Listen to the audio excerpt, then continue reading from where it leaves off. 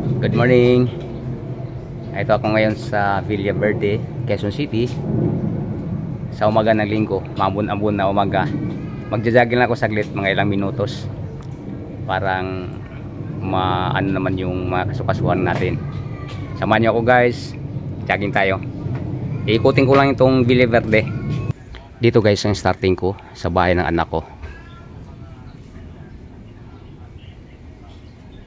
Hindi naman ganong kalakihan tong Villa Verde na to. Titingnan natin ko sa mga 20 minutes baka maikot ko na lahat. Ayan na sasakyan namin. Ito akin. Ito yung nabara nila.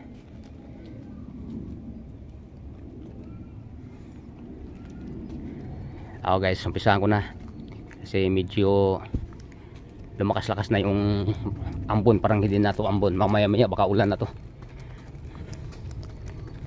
Samahan niyo na ako guys, ikutin lang natin. Jogging lang tayo saglit. Galaw-galaw lang tayo dahil mahirap na ngayon umatake yung high blood, sugar din sa mga kinakain natin. Makakuha sa exercise yan kung halimbawa nag-exercise ka. Dito muna ako, kakaliwa ako. Isagad natin guys, para bali iikot lang ako para makita din ninyo ang Villa Verde kung tawagin.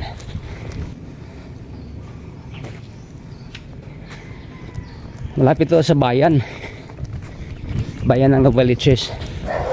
Walking distance lang.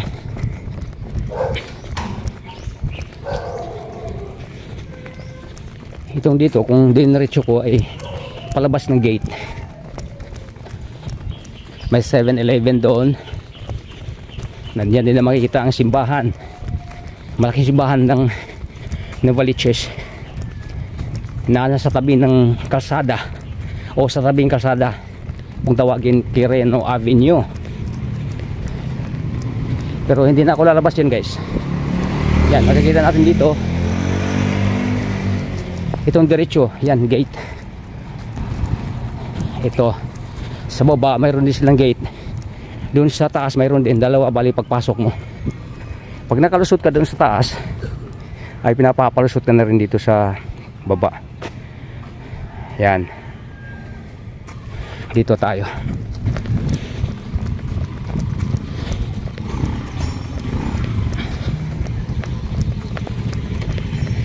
Matahimik na lugar din to guys. Safety naman ng mga residente dito sa tingin ko lang, kasi pabalik-balik na rin ako rito. Tahimik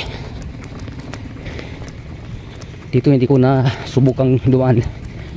Subukan kong ikutin dito kung may tagos ba dun sa kabilang side. Tingin ko mayroon, paikot lang ito.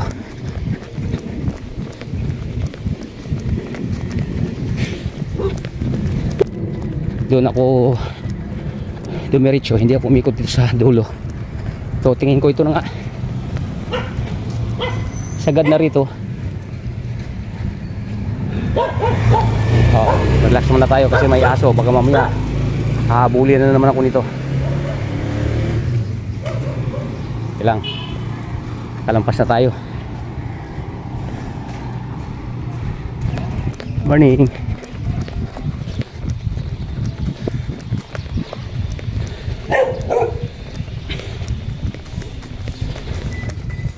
Ito sa amin guys, sa City Homes Subdivision sa Bulino for Bacoor City. Iniikot ko yun hanggang 25 minutes. Kakabalik na ako sa bahay. Oh, may ilog pala rito oh.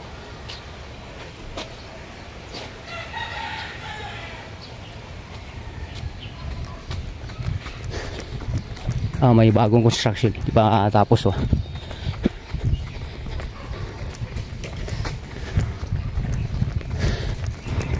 Hindi uniform ang bahay rito, kanya-kanyang design.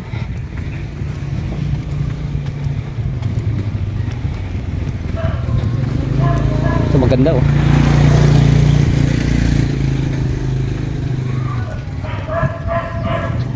For sale. Townhouse for sale. Binibinta pala yan.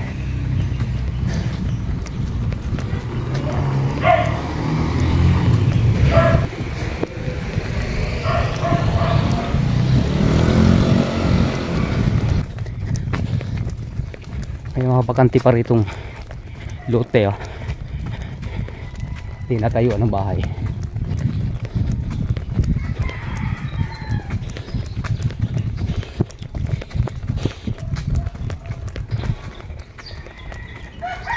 Ganda. Morning.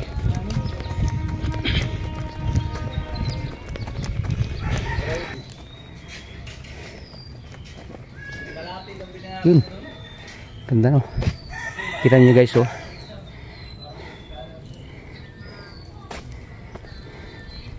Yung puno nilagyan ng ano. Kaya tingnan, no? May nakita din ako yung bahay niya. Sa gitna ng bahay nila ay may puno. Laki ng puno akasya.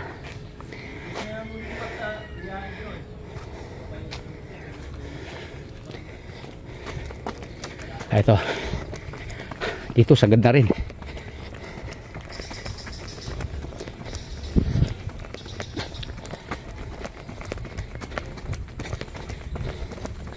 Ikot tayo. Wala na, sagad na. Saka itong kalsada rito, sagad na rin diyan.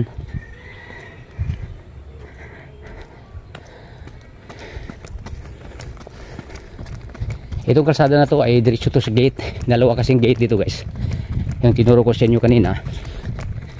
Pwede kang dumaan doon. Dito rin, pwede rin naman. Nauna kasi itong gate na to pag nanggaling kami ng Cavite papunta rito, kaya madalas dito ako pumapasok. Mag-iwan lang naman tayo ng ID, depende sa guardian assign. May iba naman pag nagpapakilala ka, may puntahan ka, pumunta ka sa anak mo, okay lang, bisita.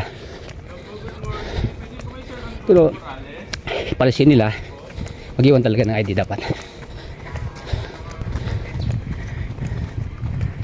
Homes. Wala pang ano to, wala pang 20 minutes kung talagang ano, bilis-bilisan mo ng takbo mo. Ang ganda.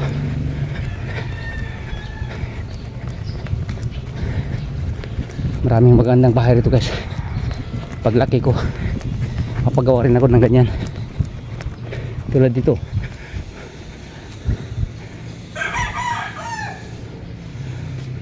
Okay.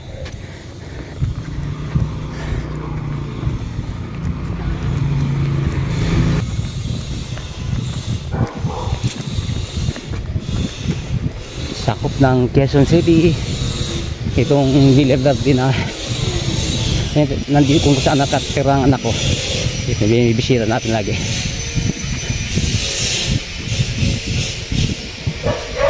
Kaya kung minsan may pinapakita ko sa inyo na mga video ko ina-upload sa palengke, sa Quirino Avenue, pag napapagawi ako sa labas, ina-upload ko para makita rin ninyo ang itsura ng ating Novaliches bayan.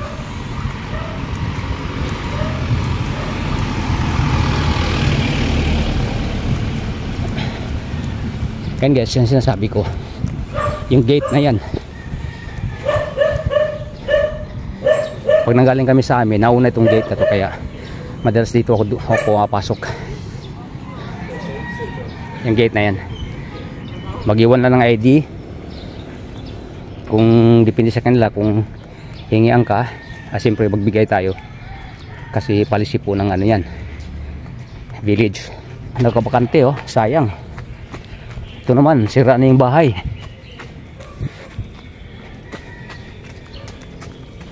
House for sale ba? Mayroon palang binibintang bahay dito guys, oh.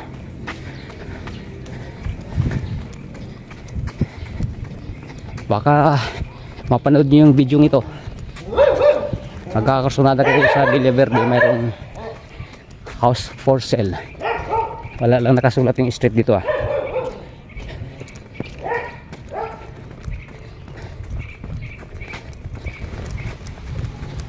Tahimik, malinis naman. Yun naman hinahanap natin, kung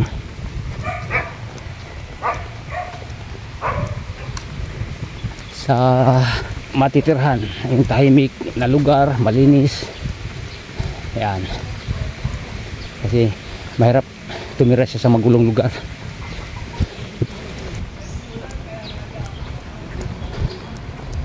Ito medyo malapit-lapit na ako, iikot lang ako hanggang doon sa nilalabasan ko at babalik na ako doon sa pinanggalingan ko.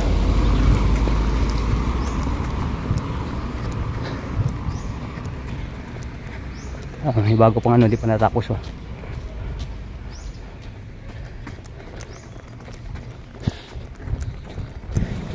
Kung loobin ng Diyos, abutin pa natin ang December 9. 62. Pinanganak ako December 9, 1962. Ngayon nasa edad na rin ako ng 62. Sa dating na December 9.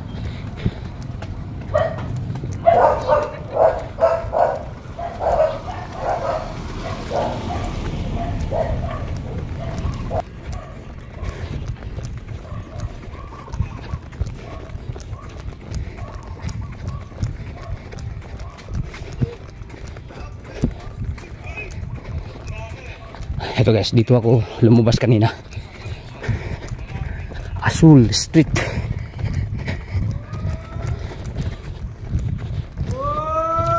Okay guys, maraming salamat sa pagsama nyo sa akin sa jogging na ginagawa ko sa araw ng linggo. December 1.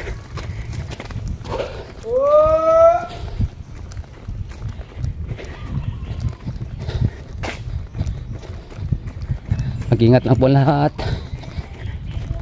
Kalusugan, pangalagaan, ingatan. Dahil iyan ay higit sa lahat ng kaimanan. Yan lagi kong iniwanan na mensahe. Bye bye. Dito ako nanggaling kanina.